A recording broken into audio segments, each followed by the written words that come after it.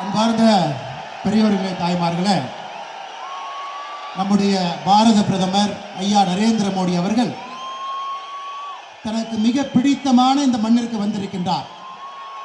கன்னியாகுமரி மண்ணையும் நம்முடைய பாரத பிரதமர் நரேந்திர மோடி அவர்களையும் யாராலும் பிரித்து பார்க்க முடியாது. இங்கிருந்து 3 கிலோமீட்டர் தூரத்தில் 1991 டிசம்பர் 11ஆம் தேதி இதே நரேந்திர மோடி இங்கிருந்து 3 கிலோமீட்டர் தூரத்தில் ஐயா டாக்டர் முரளி மனோகர் ஜோஷி அவர்களோடு இணைந்து இந்தியாவுடைய ஒற்றுமைக்காக ஏக்தா யாத்திரை, ஒற்றுமை யாத்திரை இங்கிருந்து ஆரம்பித்தார். அப்ப உங்களுக்கு தெரியும் இந்தியாவுடைய நிலைமை எப்படி.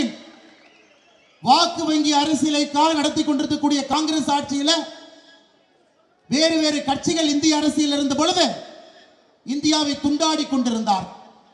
காஷ்மீராக இருக்கட்டும், பஞ்சாபாக இருக்கட்டும், இந்தியாவுடைய எந்த மாநிலமாக இருக்கட்டும், பிரிந்து கிடந்தார். மக்களுக்குள்ளே வேற்றுமை உணர்வு. Honorable Prime Minister Narendra Modi sir, 1892 we had Narendra Datta who came to the same soil 3 kilometers from here. He swam to the Vivekananda rock. That point of time it was a mere rock. By his penance 3 days sitting in that rock, he found out who is he himself. He found out the idea of Bharat.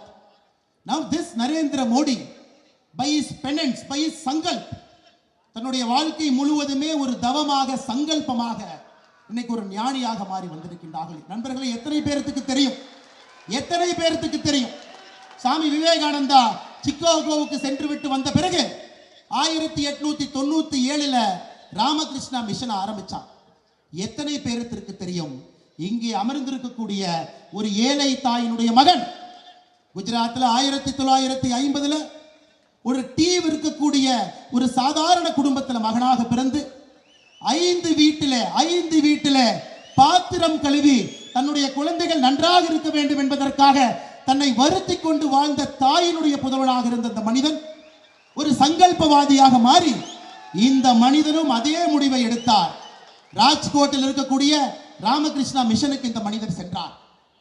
நான் ஞானியாக மாறிவிடுகின்றேன், நான் ஒரு ஞானியாக மாறிவிடுகின்றேன் என்று ராஜ்கோட்டுக்கு இந்த மனிதர் சென்றார்.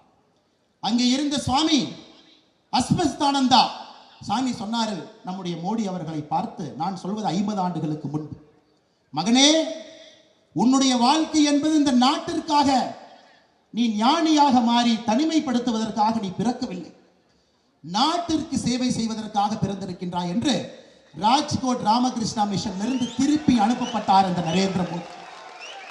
2வது முறையும் செல்லுகின்றார், மறுபடியும் ராமகிருஷ்ணா மிஷனுக்கு ஞானியாக வேண்டும் என்று 2வது முறையும் திரும்பி அனுப்பப்பட்டார். நரேந்திர மோடி அவர்கள் இன்னைக்கு 142 கோடி மக்களை வழிநடத்தக்கூடிய ஞானியாக, விஸ்வகுருவாக, நம்முடைய குடும்பமாக, இந்த நாட்டை அடுத்த கட்டம் எடுத்து செல்லக்கூடிய வல்லமை மிக்க தலைவராக, விஸ்வகுருவாக நம்முடைய மண்ணிற்கு வந்திருக்கின்றார். உங்கள் அனைவரின் சார்பாக நம்முடைய மோடி அவர்களை வருக வருகின்ற மற்றும் வரவேற்று மிகுந்த ஒரு பெரிய உற்சாகத்தோடு, கைத்தட்டி ஆரவாரத்தோடு உங்களுடைய மண்ணினுடைய மைந்தனை, ஏக்தா யாத்திரை எடுத்தவரை, இப்பொழுது விக்சித் பாரத் சங்கல்ப யாத்திரை எடுத்திருக்கக்கூடிய நரேந்திர மோடி அவர்களை உற்சாகத்தோடு நீங்கள் வரவேற்க வேண்டும் என்று அன்போடு கேட்டுக்கொள்கிறேன்.